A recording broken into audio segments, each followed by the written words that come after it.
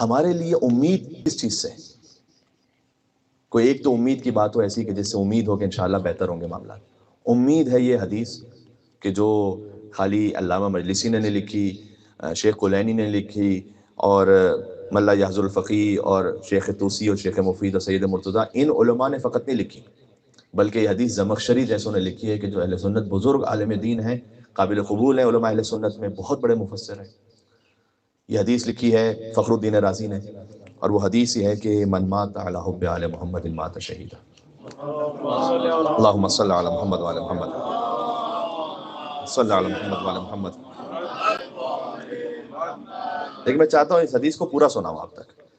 یہ 8 جملے ہیں، ایک نہیں، ایک تو مشہور ہے جو آپ سب کو یاد تھا بھی. من مات علی حب آل محمد مات مغفورا لہ. جو آل محمد کی محبت میں مرتا ہے وہ مغفرت شدہ دنیا سے جاتا ہے. من مات علی حب آل محمد مات تائبا. جو آل محمد کی محبت میں مرتا ہے وہ توبہ کیا ہوا دنیا سے جاتا ہے. مؤمنا مستکمل الایمان. جو آل محمد کی محبت میں جاتا ہے وہ حالت ایمان میں کامل ایمان کے ساتھ دنیا سے جاتا ہے. من مات علی حب آل محمد بشرہ ملک الموت. سب سے پہلے تو ملک الموت اسے جنت کی بشارت دیتا ہے، ثم منکر و نکیر، اس کے بعد منکر و نکیر. جو آل محمد کی محبت میں جاتا ہے یدف الی الجنہ کما تدف العروس الی بیت زوجہا. اسے جنت میں ایسے لے جایا جاتا ہے کہ جیسے دلہن کو حجرہ عروسی میں لے جایا جاتا ہے.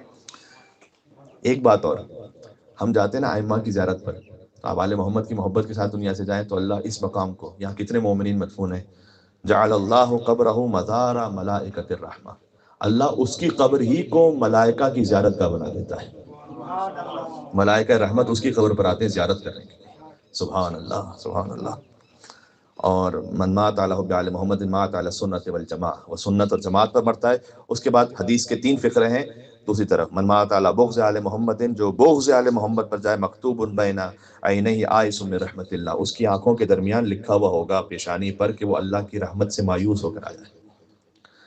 من مات علی بغض آل محمد مات کافرا. من مات علی بغض آل محمد لم یشم رائحۃ الجنہ. وہ جنت کی خوشبو نہیں سونگے گا. تو یہ ایک ہمارے پاس آسرا ہے، امید ہے انشاءاللہ.